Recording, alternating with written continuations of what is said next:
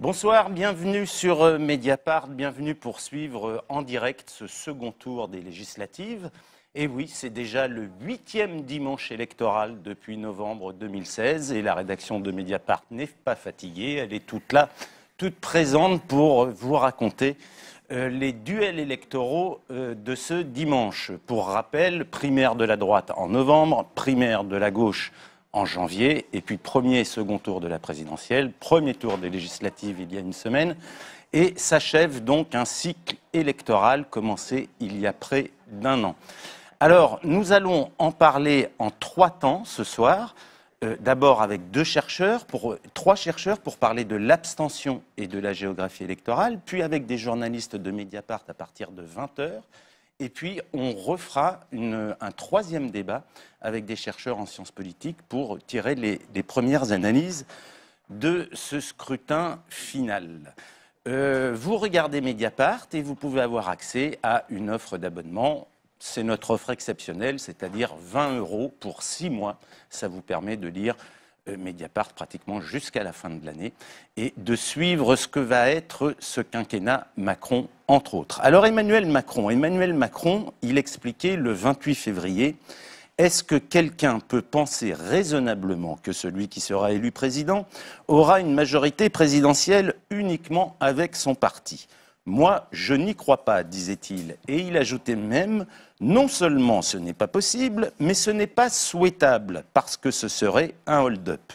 Le hold-up est plus que réussi, c'est pratiquement le casse du siècle, puisqu'on risque très, très fortement de se retrouver ce soir avec une majorité écrasante pour le président de la République, une majorité, on avait déjà titré la semaine dernière, une assemblée Macron-Horizon, en référence avec la Chambre Bleu Horizon, celle de 1919.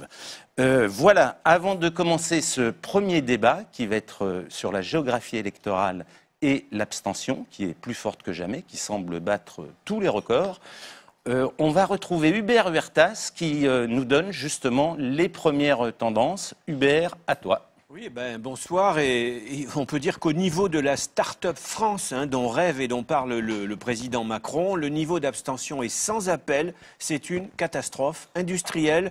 Prévision de participation environ 42%, peut-être 43%. En 2012, la participation au second tour était de 55%. En 2007, quasiment 60%. En 2002, un peu plus de 60%. Et en 1997, 70%. Donc en 20 ans, on est passé de 70% à 42% de participation. C'est presque un score de cantonal. Ça veut dire que 58% des Français ne sont pas allés voter. À 17h, selon les chiffres du ministère de l'Intérieur, on en était en France à 35,33%. Donc c'est vraiment très peu de personnes qui se sont rendues aux urnes. C'était déjà 5 points de moins qu'il y a une semaine. Comment mieux dire qu'en France, le pouvoir présidentiel a dissous le pouvoir législatif et que nous sommes entrés dans ce qu'il faut bien appeler une crise institutionnelle majeure et à traité d'urgence. Vous savez, on entend dire depuis 20 ans, depuis que le problème de l'abstention se pose, que les questions constitutionnelles, au fond, ne sont pas prioritaires parce qu'on n'en parle pas sur les marchés. Ce dimanche 18 juin, c'est quand même une date symbolique. Les Français ont crié avec les moyens du bord et avec leur abstention, ils ont crié « allez vous faire voir ailleurs ».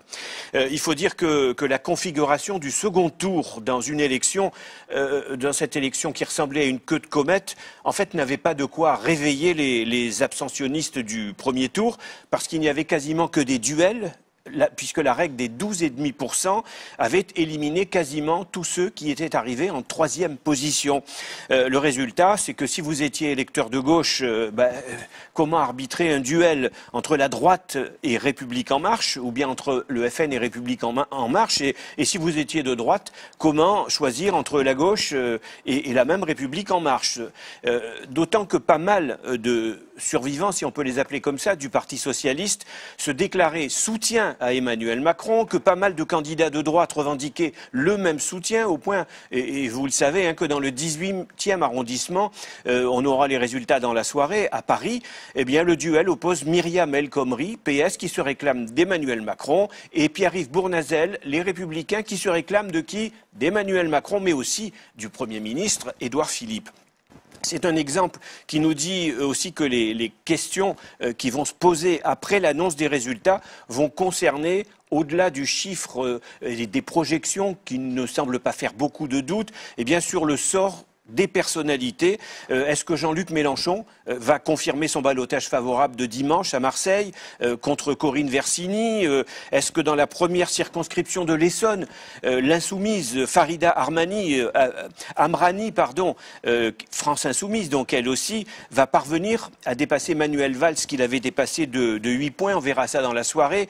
On va également guetter le résultat de Marine Le Pen dans le Pas-de-Calais, celui de Florian Philippot en Moselle. On va surveiller Éric Ciotti aussi dans les Alpes-Maritimes. Vous savez, Éric Ciotti qui est tendance les Républicains droite extrême, serait-on presque tenté de dire. Il est opposé à une candidate En Marche, Caroline Reverso-Megnetti.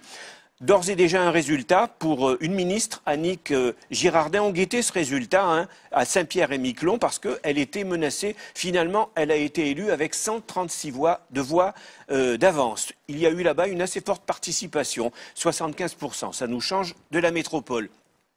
À noter aussi la réélection sur l'île de la Réunion, cette fois, de l'ex-ministre des Outre-mer, qui est Macron-compatible et Parti socialiste, Erika Bareg. Elle a obtenu, elle, 66% des voix.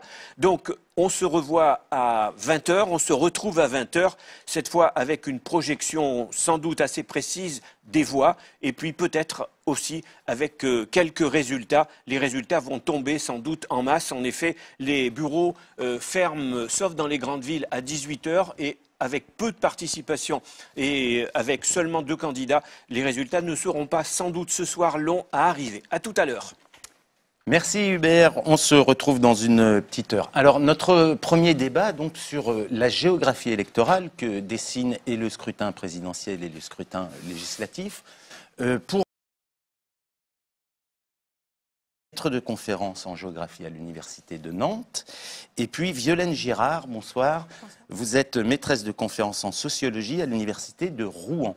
Et puis va nous rejoindre dans quelques minutes Céline Braconnier, qui a été présente dans de nombreux débats sur Mediapart. Céline Braconnier, qui est la directrice de Sciences Po de Saint-Germain-en-Laye, qui est une spécialiste des comportements électoraux et en particulier de l'abstention. Et puis pour animer ce débat avec moi, Fabien Escalona. Fabien, à toi la première question. Bonsoir à tous les deux. Une première question qui s'adresse d'ailleurs à tous les deux avant qu'on vienne au fond de vos travaux sur les résultats de la présidentielle et du premier tour des législatives de la semaine dernière. Qu'est-ce qui vous a frappé? On parlait de géographie électorale mais aussi d'abstention. Qu'est-ce qui vous a frappé dans l'abstention, dans la carte du vote et en particulier dans la carte du vote Macron? Alors, la première chose qui frappe, de mon point de vue et de celui de nombre de collègues également en sciences sociales, c'est le niveau exceptionnellement haut de cette abstention qui pose beaucoup de questions aux sciences sociales et puis plus largement au fonctionnement de la démocratie. Cette abstention, elle a atteint un niveau qui est vraiment sans pareil. On évoquait à l'instant, Robert Huertas le disait, un niveau probablement de 58% d'abstention. C'est-à-dire que plus d'une personne sur 2 n'a pas voté. Ça amène aussi peut-être à raisonner sur, non pas comme on le fait habituellement, sur les suffrages exprimés, mais en raisonner sur les inscrits. Le fait de se dire que, par exemple, Emmanuel Macron a bénéficié de 24% des suffrages exprimés au premier tour de la présidentielle, mais en fait, ça fait autour de 17-18 sur les inscrits. On peut faire le même raisonnement au niveau des législatives. Autrement dit, recueillir 32% en moyenne des exprimés, avec la moitié de gens qui s'abstiennent, ça veut dire qu'il y a moins d'une personne sur 2 au premier tour qui a voté pour Emmanuel Macron. Donc ça pose des questions qui sont des questions réellement centrales. Et puis, en termes de géographie électorale, c'est-à-dire de distribution dans l'espace de ces votes, le vote Macron, il a une géographie qui s'appuie sur une très large France atlantique, on va dire, la France de l'Ouest et notamment la région Bretagne, les grandes villes, mais on y reviendra tout à l'heure pour peut-être nuancer certaines visions qui ont été posées parfois de manière un petit peu caricaturale dans la manière dont a été analysée cette campagne. On sait par exemple que finalement, il y a des variations géographiques du vote pour Emmanuel Macron, mais elles ne sont pas forcément aussi fortes qu'on le dit. Par exemple, il arrive en tête dans 23 000 communes sur 35 000 au deuxième tour de la présidentielle, dans tous les départements français, sauf 2, l'Aube et l'Aisne, je crois, ou l'Aisne et le Pas-de-Calais, pardon. Dans toutes les régions. Donc on voit qu'il y a bien des écarts, dont on discutera plus largement tout à l'heure, mais c'est avant tout un vote massif. Violaine Girard. Même chose. Je dirais peut-être juste que l'abstention, c'est un phénomène, en tout cas, de longue durée. C'est-à-dire qu'on voit que à chaque élection, on peut dire on franchit un seuil supplémentaire, mais l'abstention, elle croît de façon, j'allais dire, relativement continue. Depuis un grand nombre d'années, voilà. Et puis par ailleurs, mais Jean a commencé d'en parler. Moi, ce qui m'avait marqué, c'est plus dans les commentaires, c'est-à-dire que à la suite du premier tour, on a eu beaucoup de cartes avec qui était le candidat qui arrivait en tête du premier tour. Donc en noir, les communes qui ont placé, dans lesquelles Marine Le Pen est sortie en tête, et puis je ne sais plus en quelle couleur, en violet, voilà. Et on avait un peu souvent ce discours de la France des villes, vote Macron, et voilà. Donc c'est pas un commentaire sur les résultats électoraux en eux-mêmes, mais sur le fait que aujourd'hui, dans les lectures du vote, les journalistes et voilà convoquent de manière classique et récurrente maintenant des grilles de lecture territoriales en termes souvent de ville-campagne, hein. Et donc c'est travaux de gens depuis longtemps, mais sur la base de quel candidat est arrivé en tête. Et donc du coup, ça prend pas en compte l'abstention, et ça pose aussi un certain nombre de questions sur la caractéristique des territoires qui sont toujours hétérogènes socialement. C'est-à-dire que, y compris dans des zones rurales, il y a quand même des cadres, même s'ils sont sous-représentés par rapport à dans les villes, et dans les grandes villes, il y a aussi des classes populaires, même si elles sont peut-être moins présentes en termes de proportion dans la population. Enfin, en tout cas, ensuite, on peut avoir des simplifications, et sociologiquement, les territoires sont toujours hétérogènes. On n'est pas... Pour revenir sur la question de l'abstention, est-ce que vous la rattachez aux circonstances tout à fait exceptionnelles du cycle électoral qu'on vient de connaître, ou est-ce que vous la rattachez à une mécanique institutionnelle qui est à l'œuvre et qui dévitalise complètement le scrutin législatif et qu'on peut dater de l'inversion du calendrier électoral et du couplage maintenant automatique de la présidentielle et des législatives un mois plus tard? Est-ce que, du coup, ça a enlevé, comme le disait Hubert, tout fort enjeu à ces élections et le présidentialisme venant écraser le législatif? À quoi vous attribuez cette progression continue? Alors, moi j'ai envie de dire, sociologiquement, j'insisterais sur des facteurs de fond. C'est-à-dire, quel que soit le contexte, effectivement, il y a eu cette inversion. Mais moi, ce que j'ai vu, et je pense que Céline Braconnier en parlera sur d'autres fractions des classes populaires, mais c'est une défiance de plus en plus grande d'une partie des classes populaires, de fractions assez larges des classes populaires, et sans doute dans d'autres catégories sociales, hein, ça a été montré par d'autres enquêtes. Et donc, ce qu'on voit, c'est un mouvement de fond qui fait que un certain nombre d'électeurs se sentent éloignés, c'est-à-dire n'attendent plus rien du politique, ou, dans le meilleur des cas, ont un scepticisme, qu'est-ce que ça va pouvoir changer. Dans d'autres cas, se disent il faudrait chambouler un peu tout ce jeu institutionnel, et donc on va voter pour des partis qui nous semblent présenter comme ça une discordance. Voilà, donc le vote FN, ça peut être aussi un vote pour dire on va chambouler un peu ce jeu bien régulé. Où d'autres électeurs se disent on a mieux à faire, ça ne va rien changer de toute façon, ça ne nous intéresse pas, et puis quoi que ces responsables nous disent, il n'y aura pas de traduction concrète dans les choses. Il y a aussi, dans certains cas, en tout cas moi c'est ce que j'ai vu dans des enquêtes que j'ai menées il y a déjà un petit moment, mais je pense que c'est un phénomène de fond, notamment chez les classes populaires, et y compris chez les fractions populaires les plus stables, qui ont des emplois stables et qui ont pu devenir propriétaires. Il y a le sentiment de se dire il faut vraiment rien attendre de ces consultations électorales, il ne faut rien attendre de la politique en général. Jean Rivière, vous avez le même type d'analyse ? Oui, tout à fait. Par rapport à votre question, il y a à la fois des éléments structurels de longue haleine et puis des éléments plus conjoncturels. Pour compléter peut-être ce que disait Violaine, quand on essaye de mesurer par exemple des relations statistiques, on y reviendra là encore tout à l'heure, entre l'abstention et la présence dans l'espace, y compris à des échelles géographiques très fines, des différentes catégories ou indicateurs sociaux, on s'aperçoit bien que ce sont les fractions les plus dominées des classes populaires, les plus faiblement diplômées, les plus en difficulté sur le marché du travail, avec des niveaux de revenus les plus faibles, et puis ça a gagné progressivement vers le bas des couches moyennes. Ce qui est intéressant, c'est de se dire que si on traite l'abstention comme un comportement électoral comme les autres, les indicateurs statistiques, c'est systématiquement avec l'abstention, plus que par rapport aux autres types d'options électorales, le vote pour le PS, République En Marche, etc., que les relations statistiques sont les plus fortes. C'est vraiment le vote qui est le plus surdéterminé socialement. Et ça, c'est bien démontré par des travaux de sociologie électorale depuis les premiers travaux de Daniel Gaxi, par exemple, sur le sens caché, inégalité culturelle et participation politique. Ça, c'est un élément important. Et puis, il y a des éléments effectivement plus conjoncturels qui ont pu déjà être un peu évoqués dans les premières analyses. L'exceptionnelle longueur de cette séquence électorale, vous le rappeliez en introduction, depuis les primaires de la droite et du centre, mais aussi des difficultés qui brouillent en particulier ce qui sert à constituer des repères pour notamment les catégories les plus populaires dans un vote. Par exemple, il y avait quand même peu de logos sur les candidats aux législatives. Il y avait des codes de couleurs qui étaient transformés. Par exemple, la France Insoumise était en bleu. Il y avait beaucoup de gens, on l'a vu, qui se réclamaient d'une majorité présidentielle ou d'une majorité avec Emmanuel Macron. Ouais. Tout ça constitue des repères qui sont essentiels pour décoder le champ politique, sa structuration, le clivage gauche-droite. Et ça, plus il y a une absence de campagne, ce qui a été le cas, il y a une absence de campagne au terme de ces élections législatives. On a beaucoup parlé de l'installation du gouvernement Macron, des premières affaires qui émergeaient autour de ce gouvernement, du possible renouvellement sociologique et démographique de l'Assemblée nationale.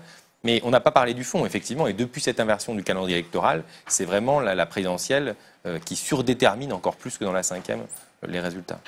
Peut-être que je vous fais réagir, Jean-Rivière, sur ce qu'a dit Violaine Gérard sur l'aspect médiatique et commentaire des résultats. En parlant de ces cartes qu'on a vues, effectivement, dans les unes des journaux, c'est la production de cartes qui ont une force d'évidence comme ça, quasi graphique.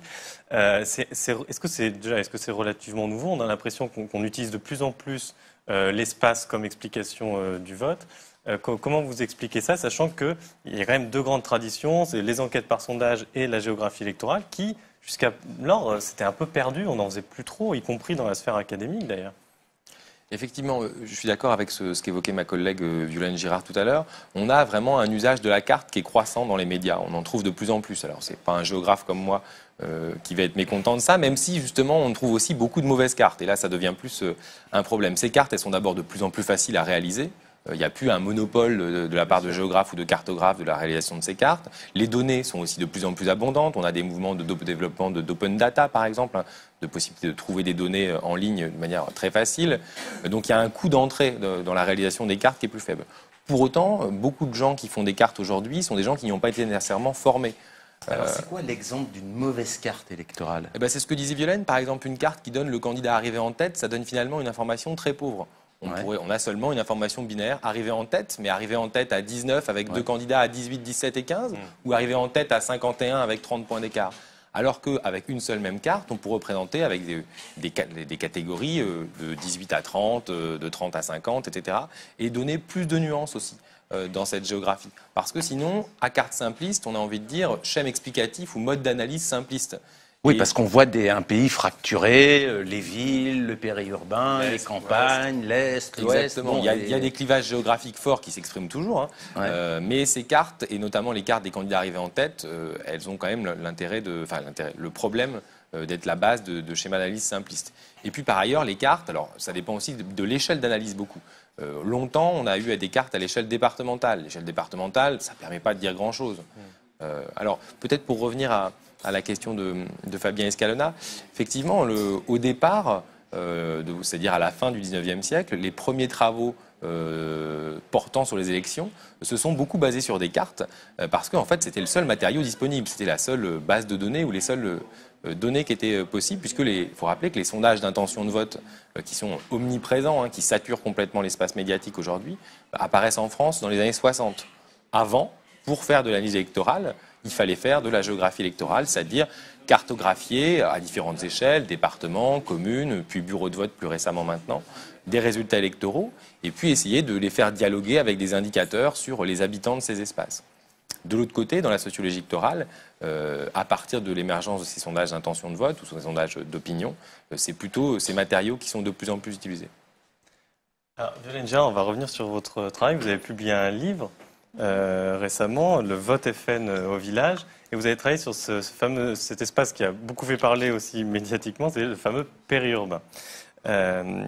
Qu'est-ce que ce travail vous a appris de plus que ce qu'on en a entendu dire dans les médias? Et le périurbain a souvent été employé pour décrire une sorte de lieu de déclassement notamment des milieux populaires, et donc ça mènerait quasi automatiquement au vote FN.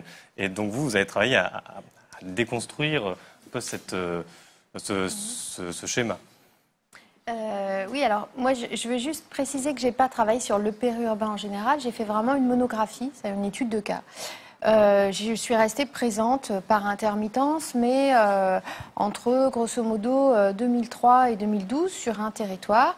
Donc j'ai eu le temps... dans quelle région C'est dans la région Rhône-Alpes, à proximité de la métropole de Lyon. Et donc pour le dire rapidement, c'est un territoire périurbain qui effectivement est très...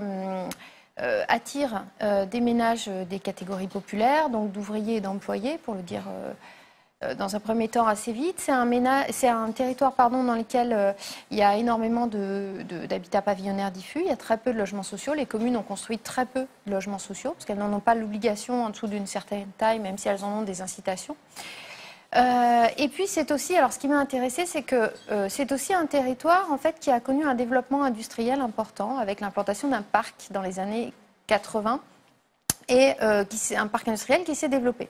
Et ça m'a permis, en fait, ce cas particulier m'a permis de regarder des statistiques et de voir que très souvent on dit le périurbain ou la France périphérique, lieu de relégation, etc. Et on parle souvent du monde ouvrier comme un monde social soumis aux fermetures d'entreprises. Or là, il y a eu implantation de certaines entreprises. Donc ce n'est pas le cas partout, mais quand on regarde des travaux d'économistes ou de statisticiens, il y a une dynamique positive de l'emploi industriel dans les zones périurbaines. Alors c'est en moyenne en général, mais en tout cas, il y a certaines concentrations. Il y a des plateformes logistiques. Moi, le territoire que j'ai étudié, il y a de l'industrie pharmaceutique qui s'est implantée dans les années 80, des sous-traitants de l'automobile, de l'agroalimentaire, etc. Tout ça pour dire que dans ce territoire-là, il y a des emplois et que les ménages d'ouvriers et d'employés qui s'installent sont souvent des ménages d'ouvriers et d'employés qui ont des emplois. Certains ont des emplois précaires, mais d'autres ont aussi des emplois stables et ils parviennent à devenir propriétaires. Donc c'est une première manière d'aller à l'encontre de cette vision, d'une vision un peu binaire entre le descenseur social ou le déclassement. C'est-à-dire que ces trajectoires... Oui, il y a 2 zones déconnectées de tous les mouvements et de toutes les dynamiques du reste du pays, quoi. Voilà, on n'est pas dans une zone purement de relégation, on n'est pas dans des zones complètement oubliées des pouvoirs publics. Il y a des collectivités qui investissent d'ailleurs et qui ont des politiques de soutien à l'implantation d'entreprises. Voilà. Il y a des gens qui accèdent à la propriété en ayant aussi des aides de l'État, notamment des prêts à taux zéro ou des prêts aidés par l'État, même si ce n'est pas des allocations logement. Voilà. Et donc ce que je voyais moi dans ce territoire-là, c'est qu'y compris chez des fractions populaires les plus stables, il y avait un certain nombre de gens qui soit se désintéressent de la politique, soit se tournent aussi vers le Front National par dépit ou par déception à l'égard de la droite classique. Alors, ce qu'il faut dire aussi, ce qui m'a intéressé dans ce cas-là, et je pense que c'est l'apport d'une approche monographique qui peut se conjuguer après à d'autres approches plus globales, c'est aussi de voir que dans ce territoire, il y a une politique qui a été menée depuis les années 80 autour de ces implantations industrielles de... casser serait peut-être un mot un peu fort, mais de tenir en gros cet emploi industriel implanté récemment à l'écart des mobilisations syndicales. C'est-à-dire que grosso modo, le discours des élites politiques locales de la droite libérale, c'était de dire c'est un territoire dans lequel les ouvriers ont l'esprit d'entreprise, la main-d'œuvre est rurale, elle reste fidèle. Elle adhère à l'esprit d'entreprise et dans les années fin des années 70, au début du lancement de ce parc industriel, il y avait un polytechnicien qui avait fait des publicités en disant vous aurez l'assurance d'un très bon climat social, chef d'entreprise, si vous venez vous implanter chez nous.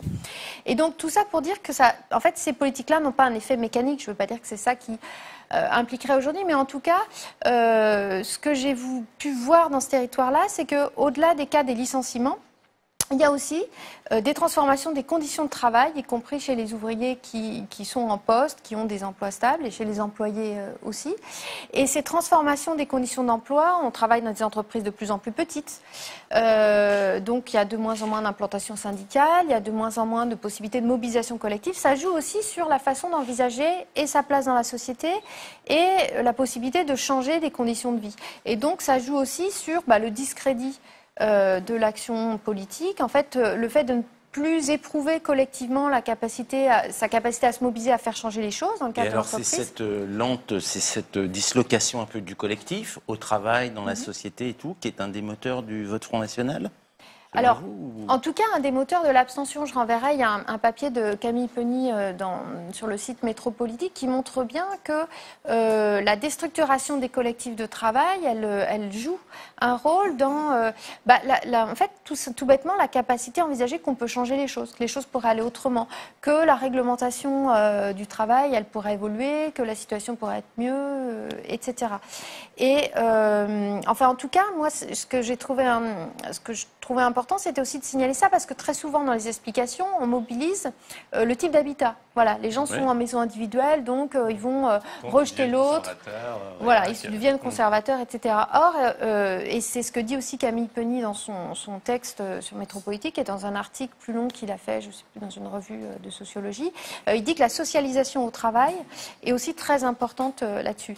Il y a aussi, par exemple, le développement de la sous-traitance, qui fait que très souvent, les salariés sont en contact de leur employeur, du patron, et ils vont souvent ressentir plus directement les contraintes. C'est-à-dire que, par exemple, les contraintes qu'a le patron en disant si on ne travaille pas assez vite, je vais perdre ce chantier de sous-traitance, les salariés peuvent être amenés à les reprendre, etc. Et donc ça amène à se positionner de façon particulière par rapport aux contraintes extérieures. Moi, j'ai eu beaucoup d'enquêtés qui me disaient l'économie, c'est comme ça, on ne va pas changer les choses. Ou des enquêtés qui me disaient mais même, tiens, Mélenchon, il est grande gueule, mais lui-même, s'il était au pouvoir, il ne changerait pas. Comment il ferait? Il ne pourrait pas arriver à changer foncièrement la donne. Donc il y a des fois des formes comme ça de fatalisme liées à ce que les gens vivent dans leur expérience concrète au travail.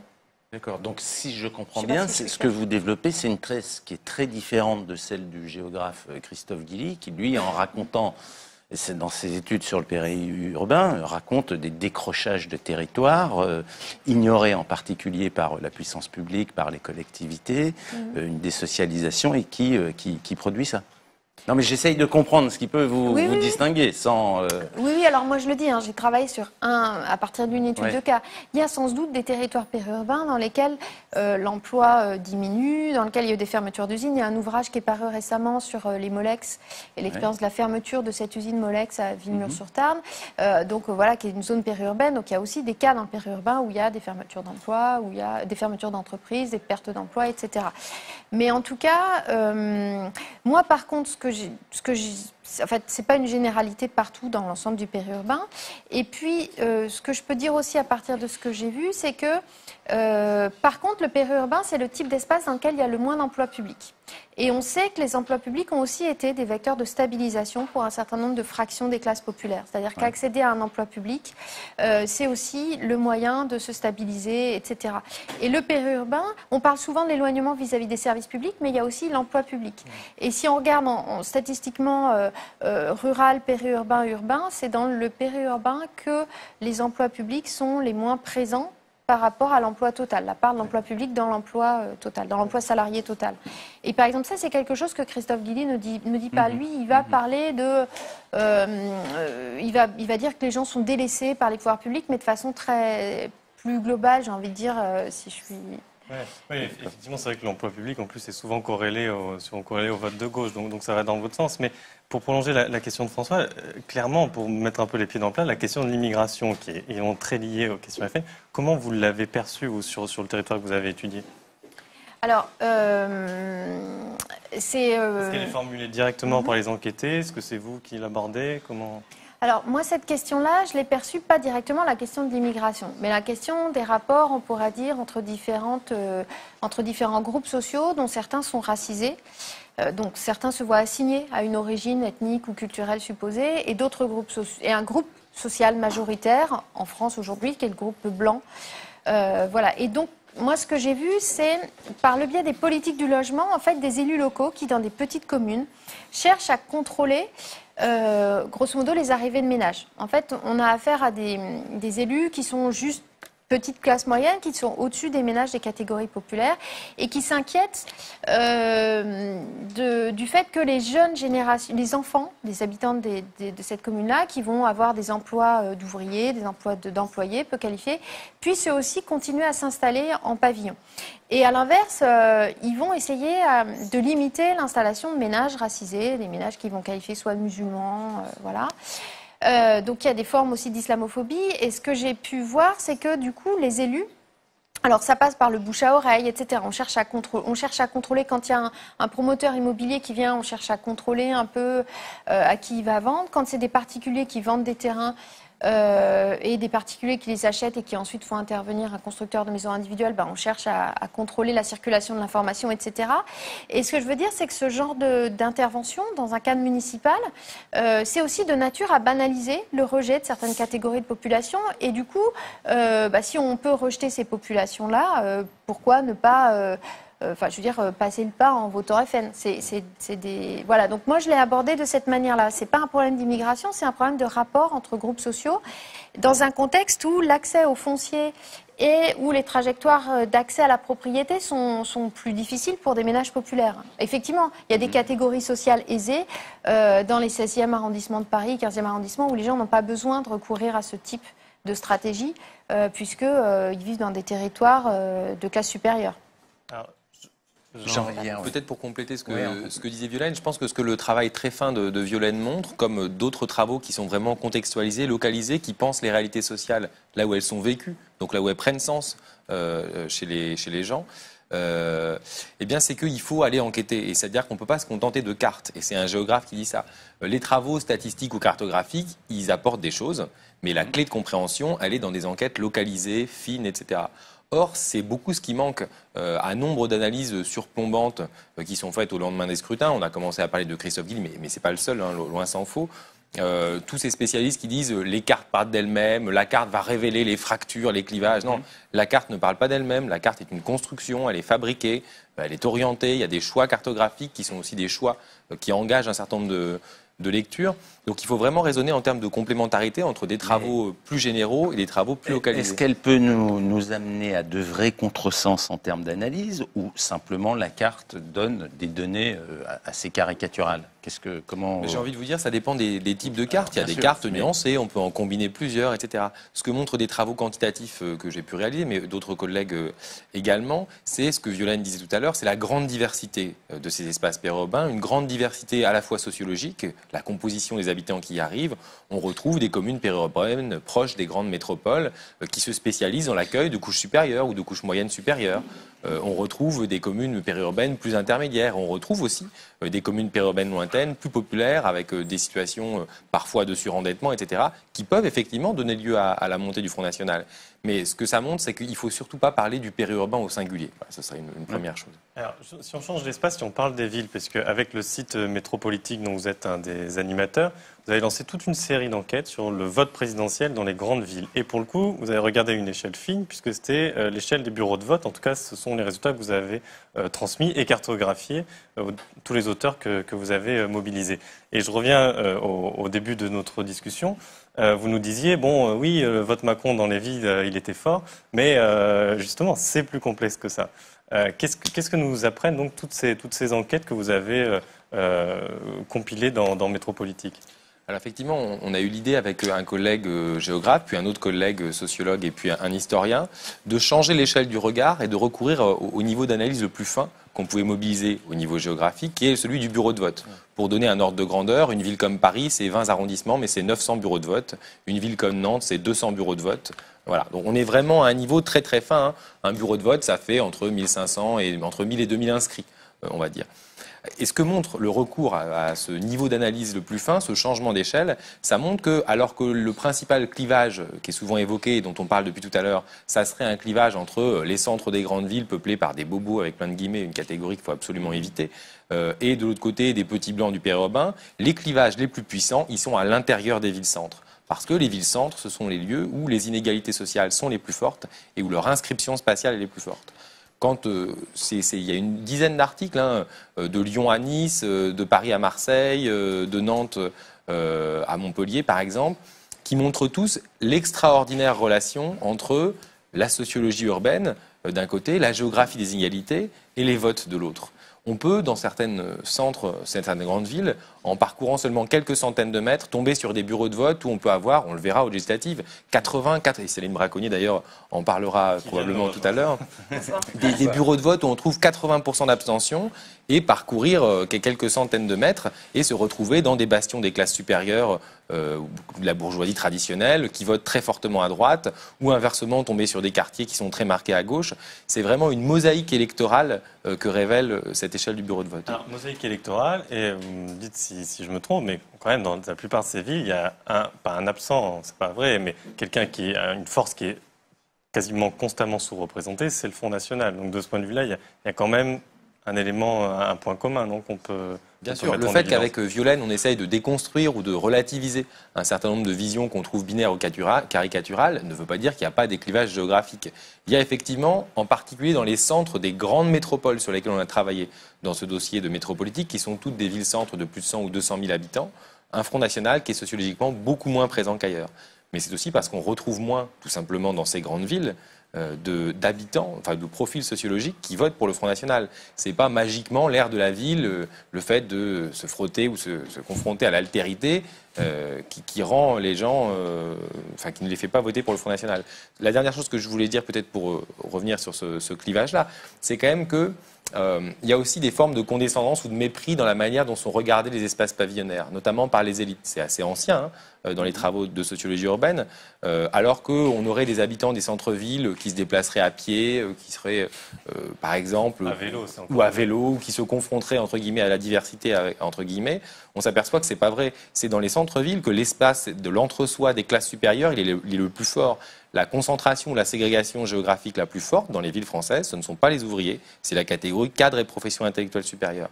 Donc on n'a pas des villes d'un côté où les gens se mélangent et de l'autre côté des pavillonnaires reclus derrière leur étuia.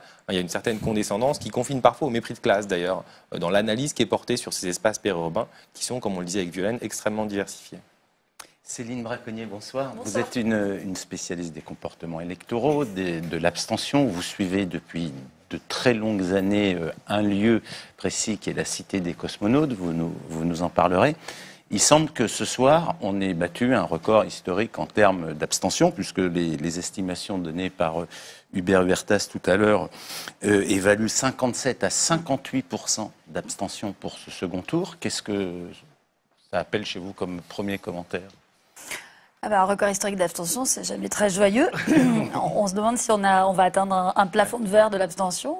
Pour le coup, est-ce qu'il y a un seuil au-delà duquel, on va retrouver des gens qui votent au-delà du petit noyau qui votent par adhésion, des gens qui votent par habitude, des gens qui votent par devoir. Combien il y en a qui continueront d'aller voter malgré tout? Parce que ce qui me frappe, alors qu'on annonce ces records historiques, et que j'ai passé la journée sur un bureau de vote de Saint-Denis, c'est pas l'ampleur de l'abstention, c'est ces gens qui continuent de voter en n'y croyant plus du tout, mais qui viennent quand même et qui sont très âgés, enfin qui sont plus âgés évidemment que ne le sont la moyenne des citoyens français. Qu'est-ce qui les pousse encore à venir? Alors en fait, c'est cette question-là que je trouve la plus importante à poser aujourd'hui. Oui, c'est pourquoi on vote plutôt que pourquoi on ne va pas voter. Oui, exactement, parce que finalement, la question du vote triste, du vote sans adhésion politique et sans attente particulière est aussi importante que celle de l'abstention. En tout cas, ce sont deux questions qu'il faut poser ensemble et ne pas tracer là aussi une frontière c'est amusant étanche parce que entre ces deux. Vous avez le mot, vous avez la formule, le vote triste, et dans les reportages là qu'on a publiés tout au long de la journée de nos correspondants, je crois que c'est notre correspondant à Nantes qui interviewait une jeune femme qui allait voter, qui disait: elles sont tristes ces élections. Il va y avoir encore énormément d'abstention, et puis etc., etc. C'est quoi, c'est un nouveau... Qu'est-ce qui se passe? Des élections tristes?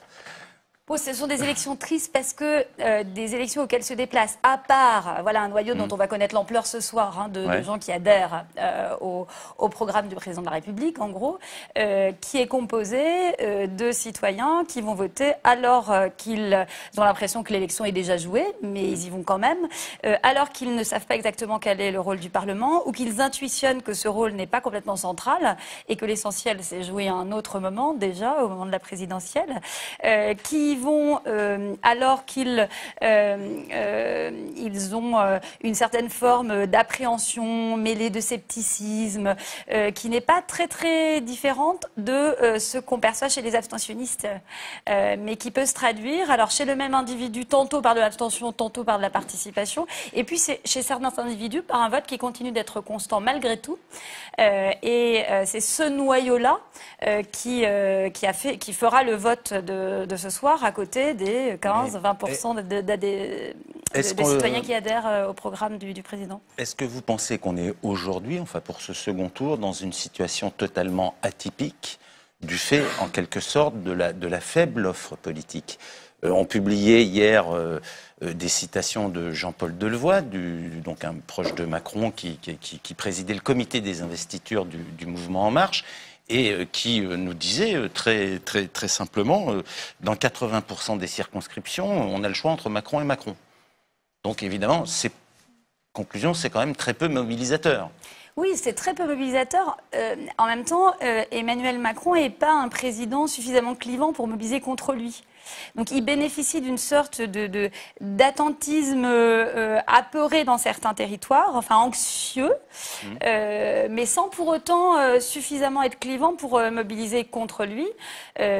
Donc ça dessine une situation atypique de ce fait-là, puisque voilà, les gens attendent, ils ont très largement quand même l'impression que c'est déjà joué. Et le fait que les résultats de cette élection aient été annoncés bien avant le premier tour, réactivés entre les deux tours avant même que l'élection ait lieu, c'est quand même aussi un élément qui participe de cette démobilisation. Mais il faut bien voir un tel chiffre d'abstention, c'est forcément le cumul d'un certain nombre de facteurs, alors là, qui tous s'agrègent pour produire un chiffre comme ça. Donc là, on a évoqué des facteurs politiques, conjoncturels propres à cette élection. Ouais. Rappelons quand même qu'on bat ce record historique-là, mais aux dernières législatives, on avait déjà battu le record historique précédent et à la dernière également. Donc on ne cesse de battre des records historiques successifs d'abstention pour cette élection. Donc ça pose la question du Parlement aussi, du rôle du Parlement, de sa centralité, de sa visibilité également. Et puis il faut replacer ça dans un contexte encore plus large, qui est celui d'une abstention qui ne cesse de s'élever pour tous les scrutins, y compris pour la présidentielle, même si elle reste très contenue pour la présidentielle par rapport aux autres scrutins. Mais enfin, on a battu un record historique d'abstention aux dernières municipales. Aux européennes, on est stabilisé à un niveau tellement haut. J'en profite puisque l'exemple des européennes me vient.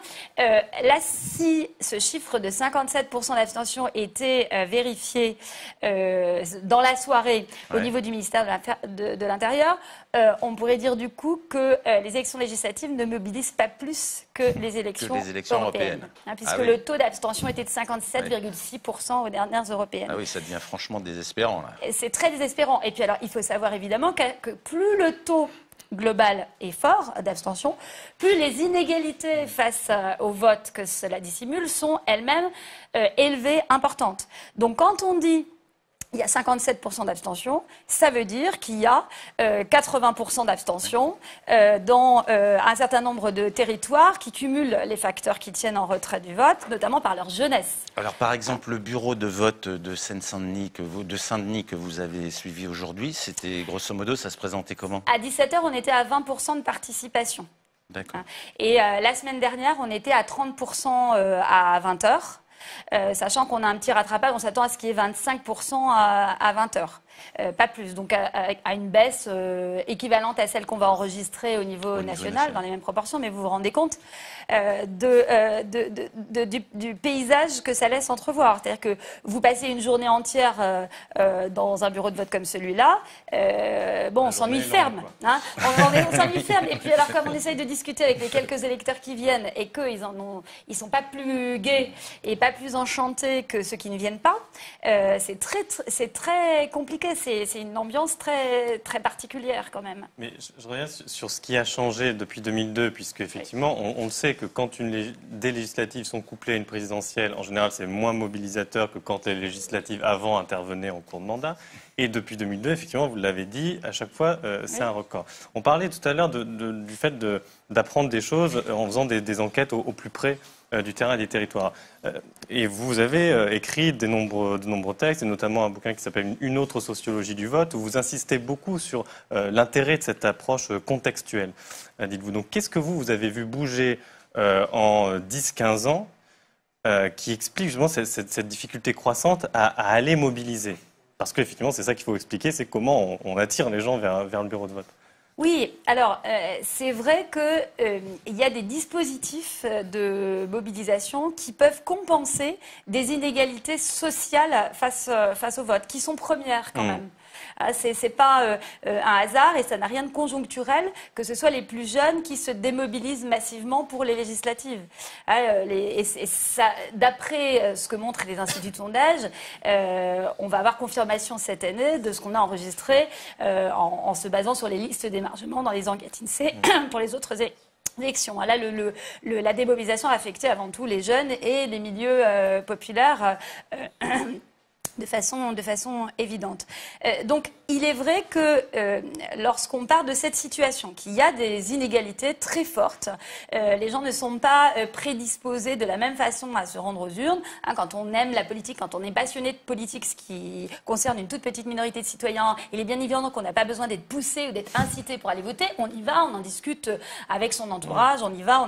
Bon, quand on est très loin de la politique au quotidien, ce qui renvoie à la grande majorité de nos concitoyens. Quand on n'a pas ses parents derrière qui comprennent un peu les enjeux d'une élection, quand l'école ne joue pas ce rôle de socialisation politique à minima, eh bien, on a besoin d'autres dispositifs pour compenser les prédispositions à rester en retrait et à regarder ce qui se passe en étant vaguement inquiet. Donc, on sait très bien que ce qui s'est produit au cours des dernières années, c'est la décomposition, la dilution encore plus forte que ça n'était le cas il y a une quinzaine d'années, des dispositifs un peu institutionnalisés de mobilisation électorale. Ces partis dont on voit... C'est quoi ces dispositifs? Ces dispositifs, c'est par exemple les dispositifs militants qui, quelques jours avant une élection, sont suffisamment puissants pour produire de l'incitation au vote. Quand il n'y a plus de militants dans des partis, quand les associations non politiques ne sont plus les relais d'autres formes d'associations plus politiques, des partis politiques, etc., il n'y a plus rien qui fait le lien entre les élus qu'on voit apparaître à la télévision et puis les électeurs, leur quotidien, leur quartier, leur territoire. Donc, on n'a plus d'éléments, de dispositifs un petit peu formels qui viennent contrebalancer les prédispositions à rester à l'écart.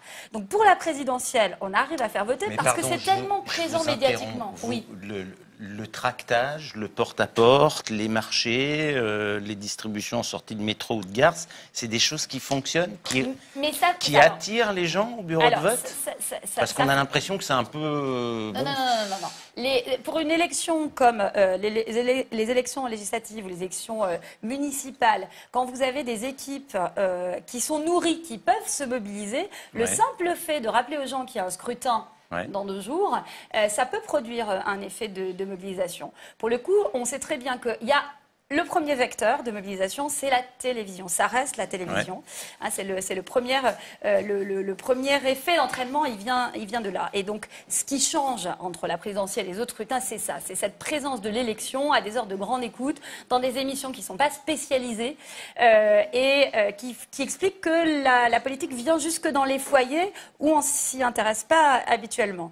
Autour du suivi de la télévision, il y a des discussions qui se jouent dans les familles, ça déclenche des dispositifs informels, cette fois-ci, de mobilisation. Et les plus politisés des groupes de pairs, des groupes de copains, des collègues, entraînent les autres vers le vote. Tout ça produit des entraînements en chaîne, ce qui fait qu'à la présidentielle, les gens votent en groupe. Ce qui se passe là pour une législative, c'est très différent. On ne voit que les parents, par exemple. Et là, pour le coup, quand on fait des enquêtes de terrain, des enquêtes où on voit ce qui se passe concrètement dans un acte électoral, on le mesure très bien. Aujourd'hui, dans ce quartier qu'avec Jean-Yves Dormagen, nous étudions depuis plus de 15 ans, on a vu les parents et encore, parfois un seul des parents. C'est-à-dire que la capacité du groupe à entraîner le reste de la famille qui est moins politisé est complètement anéanti en l'absence d'une campagne télévisée de grande ampleur. Donc ça, c'est la télé. Mais en dehors de la télévision et du pouvoir propre qu'elle a encore aujourd'hui, malgré Internet, les réseaux sociaux qui commencent à produire des effets, mais dans des milieux quand même encore très restreints, voilà, eh bien, ce sont des campagnes de terrain. La proximité, le fait d'aller voir les gens, d'avoir des interactions en face à face, produit des effets d'entraînement et active justement les dispositifs informels de mobilisation. Donc des campagnes de terrain, mais encore faut-il avoir les forces humaines pour les faire. La décomposition des partis politiques, c'est tout ce dont on parle depuis plusieurs semaines à la télévision. C'est le Parti socialiste qui n'existe plus, qui est devenu introuvable. C'est tout un tas d'autres partis qu'on a du mal à voir. Et ça, concrètement, ça renvoie aussi à l'incapacité qui est pas nouvelle, mais qui s'est amplifiée au fil des 15 dernières années, dans laquelle sont les partis, de mobiliser des ressources de terrain, des militants de terrain, pour aller parler aux citoyens, parler aux électeurs, etc. Ces militants-là, ils habitent plus dans les quartiers où on enregistre le plus d'abstention. Donc s'ils n'y vont pas pour aller faire parler avec les gens, créer du lien, et faire en sorte que les élus, ça ne soit pas seulement des personnes qu'on voit à la télévision et dont on a l'impression qu'elles ne comprennent rien à la vie des gens, eh bien voilà, il n'y a plus de dispositif pour compenser les inégalités face au vote. Violaine Girard, Jean Rivière, est-ce que vous avez observé sur vos terrains respectifs tout ce que vient de décrire Céline Braconi? On pense évidemment à ce que vous avez observé. Est-ce qu'il y a des structures militantes sur le territoire sur lequel vous avez travaillé? Et puis Jean, peut-être faire un point sur l'abstention dans les villes, parce que finalement on en a assez peu parlé. Est-ce que vous avez remarqué des choses spécifiques à ces législatives? On commence peut-être par vous, Violaine Girard. Oui, moi, alors mon enquête, elle date un petit peu, mais ce que j'ai vu sur place, en fait, dans ce territoire-là, c'est une lignée d'élus, donc le père puis le fils. Donc des élus de la droite qui effectivement se rendaient présents à un certain nombre de manifestations associatives, etc. En gros, le week-end, le député qui était aussi l'ancien maire d'un chef-lieu et ancien président du conseil général prenait le temps de venir dans sa circonscription tous les week-ends, faire le tour un peu des associations, etc. Enfin, dans le cœur des villages de sa circonscription. Et en fait, moi, ce que je voyais, c'est que un certain nombre d'électeurs, pour eux, c'était pas une incohérence que de voter pour le FN au présidentiel et puis après de voter pour cet élu qui est sur place parce qu'on est encore dans un territoire un peu rural et il va voir les associations régulièrement. Ça ne veut pas dire qu'il y a un grand nombre de gens qui se désintéressent et qui, malgré le fait qu'ils connaissent cette figure politique locale, ne vont pas voter, ni pour les législatives, voilà. Donc jusqu'à présent, il arrivait à contenir un peu le vote FN aux élections dans lesquelles il était présent, aux élections locales, mais là, à ces élections-là, il était en recul et on l'a vu déjà aux dernières élections départementales, le vote pour lui était en recul. Donc il y a y compris une famille d'élus très implantés localement, de la droite classique. Lui avait l'étiquette UMP puis républicain. Voilà, il y a un éloignement croissant, sans doute du fait des jeunes générations quand même. Progressivement, voilà, les jeunes générations ont moins de relais. Il était présent aux législatives cette année? Ouais. Et il recule au profit de qui, justement? Plutôt FN ou plutôt En Marche? Les deux. Les deux. Il recule au profit des deux. En tout cas, aux élections départementales, c'était très net. C'est-à-dire qu'il y a eu des élections. En 2007, il a été élu dès le premier tour aux législatives. En 2012, il avait déjà un score moins important aux législatives. Et parce qu'il est conseiller départemental et député. Et là, à ces législatives-là, il est aussi en recul. Et au départemental, il a été vraiment en recul. Du fait à la fois d'une hausse de l'abstention, mais aussi d'une hausse du vote pour d'autres partis. Donc on voit bien comment les professionnels de la politique sont de plus en plus déconnectés. Enfin, en tout cas, je trouve dans ce cas-là. Vous savez, moi, j'ai observé aussi les mêmes choses que mes collègues. Ce qui est vraiment essentiel, à mon avis, de comprendre pour les gens qui nous écoutent, c'est que alors que beaucoup de gens pensent que le vote, c'est un acte individuel caché derrière les rideaux de l'isoloir, comme le disait Céline Braconi, le vote, c'est un acte collectif, c'est un acte social. C'est quelque chose qui se construit dans les familles, dans les organisations syndicales, dans les discussions au café, entre amis, dans les associations, dans les clubs de sport. Et c'est ce réseau-là dans lequel se produit l'opinion. Ça, c'est quelque chose, à mon avis, d'essentiel. Et puis, par rapport à la question que vous évoquiez tout à l'heure, peut-être qu'est-ce qui a changé depuis 2002, il y a les formes de déstabilisation et de transformation de tous ces collectifs-là, du monde du travail, que Violaine Girard a largement évoqué en début d'interview, avec le développement de formes de précarisation, etc., avec tout ce que ça entraîne sur les collectifs de travail, les collectifs militants.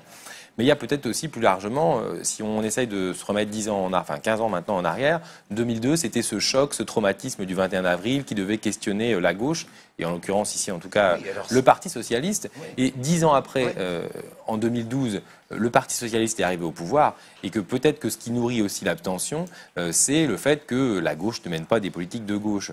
C'est la question de l'offre politique, parce que quand on parle aux gens qui s'abstiennent, leur première réponse généralement c'est de dire moi je trouve pas l'offre susceptible de me mobiliser ou de me satisfaire. Donc je sais pas si...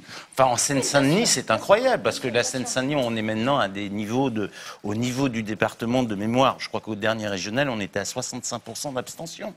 Oui, c'est phénoménal. J'ajoute qu'en 2016-2012, il y avait l'effet repoussoir de Sarkozy. Ça avait été quand même assez fort. Là, il était absent. Donc, est-ce que ça a joué ça Sarkozy, en 2007, avait beaucoup mobilisé. On avait enregistré des records de participation en Seine-Saint-Denis parce qu'il avait mobilisé contre lui. Et lui était suffisamment clivant pour que des jeunes de quartiers populaires aillent voter, ce qui n'est pas le cas aujourd'hui face à Emmanuel Macron, qui réussit à susciter l'adhésion d'une toute petite partie de la jeunesse des quartiers, mais quand même.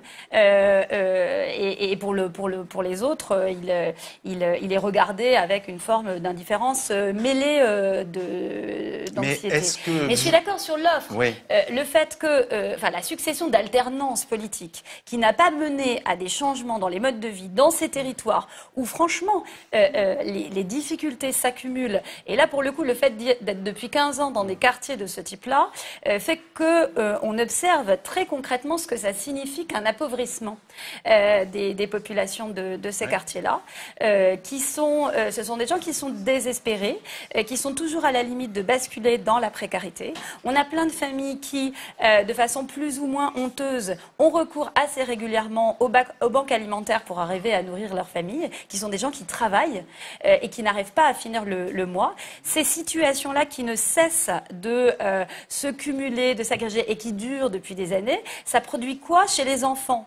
Alors, chez les parents, ça produit de la désespérance, du désenchantement, et chez les enfants, ça produit un rapport au vote très, très problématique. Ils disent, mais nous, on a vu nos parents essayer la droite, la gauche, rien n'a changé, donc pourquoi on irait voter? Qu'est-ce que vous faites pour qu'on ait envie de s'intéresser à la politique et d'aller au bureau de vote? Je vous ai interrompu un peu trop vite, je m'en excuse, que c'est un problème d'offre politique à gauche.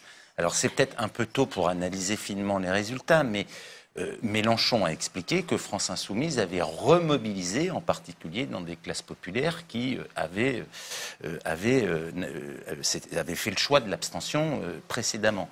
Et dans le même temps, on voit à l'occasion de ces législatives que cette remobilisation qui a peut-être eu lieu pour la présidentielle n'a pas eu lieu pour les législatives. Est-ce que vous pensez que c'est une question d'offre politique à gauche ou d'offre politique plus large? Alors effectivement, Jean-Luc Mélenchon avait remobilisé en partie certaines fractions de l'électorat de ces classes populaires, notamment peut-être des plus jeunes dans ces quartiers-là.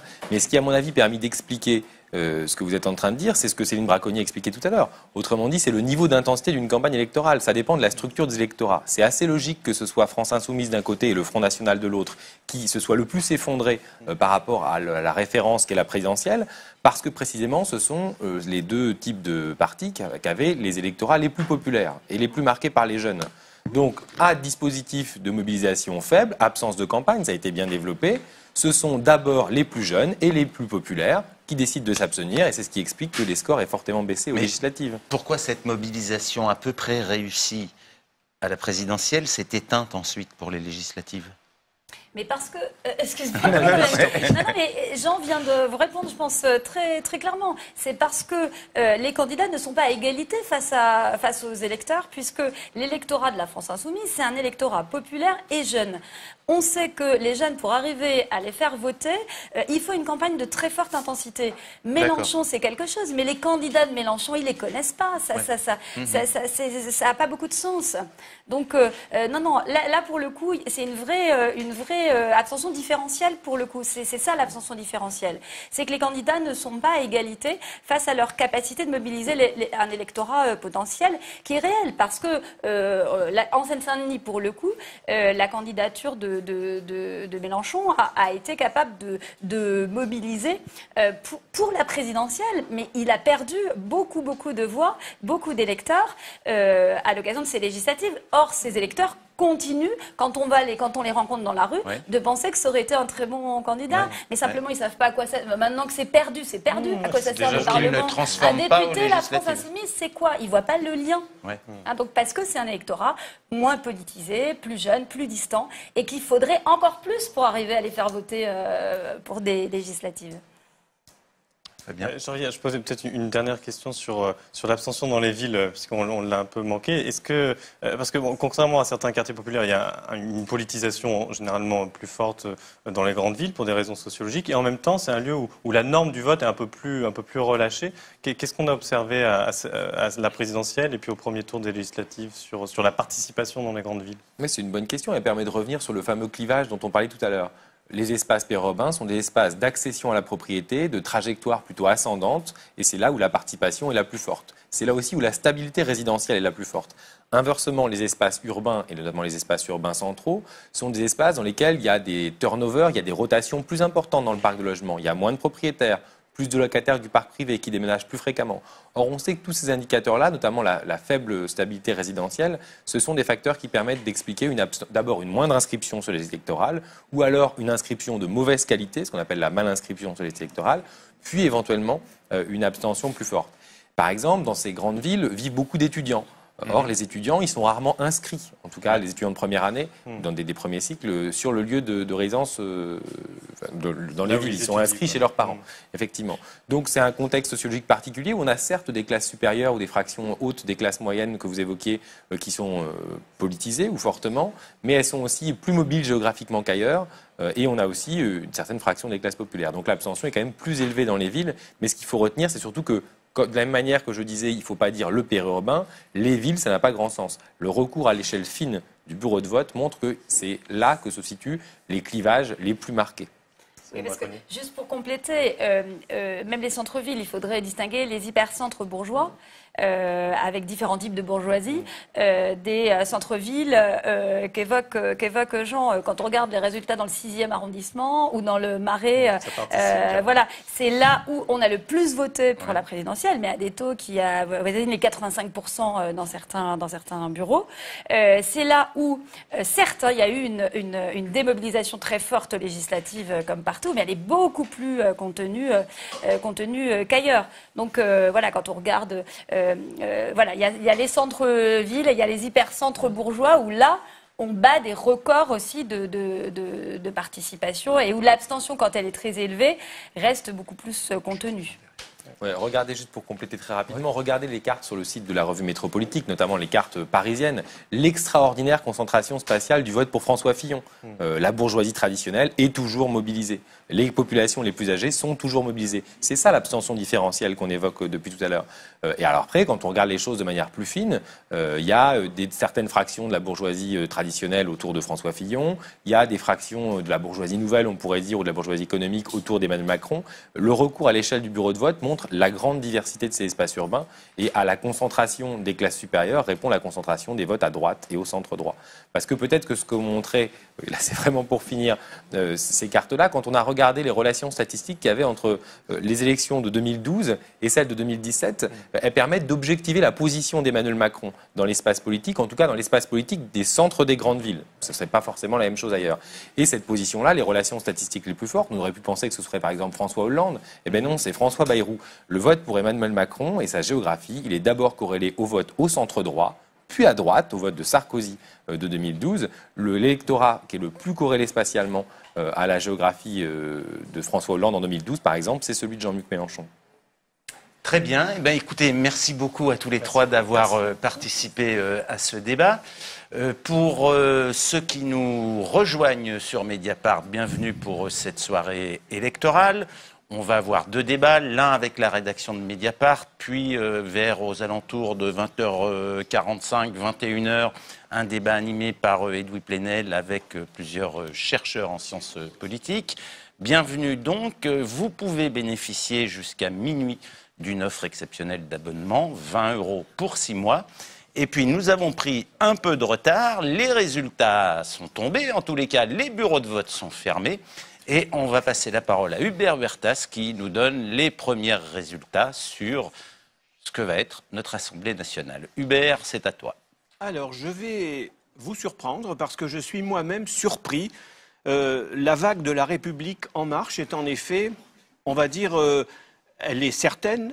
République en marche va obtenir une majorité absolue, mais les instituts de sondage, les instituts d'enquête d'opinion ne sont pas d'accord sur les projections. Alors, à l'heure qu'il est, je vais vous donner les chiffres dont je dispose. Selon ELAB, la République en marche obtiendrait environ 425 sièges au maximum et peut-être 395. Donc de 395 à 425, mais pour Ipsos, ce ne serait que 352 sièges, 309 pour En Marche et 43 pour le Modem. Derrière, on trouverait les Républicains et l'UDI, selon ELAB, 97 à 117 sièges, mais selon Ipsos, 128 sièges.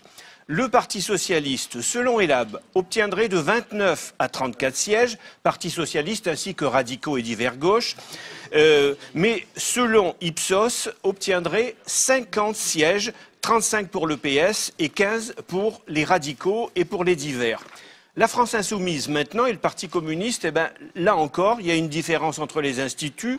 Selon ELAB, de 12 à 17 sièges, mais selon Ipsos, cela donnerait de 19 à 19 sièges pour la seule France insoumise, ça change beaucoup, et 11 pour le Parti communiste. Donc on a là des fourchettes très très variées. Pour le Front National, on aurait de 4 à 6 sièges pour ELAB et 8 sièges pour Ipsos. Ipsos qui donne aussi 8 sièges pour des candidats divers. Le résultat des circonscriptions va maintenant tomber et tout au long de cette soirée, donc qui commence par une sorte de suspense, je vous invite à rester avec nous puisque on va donner ces résultats au fur et à mesure.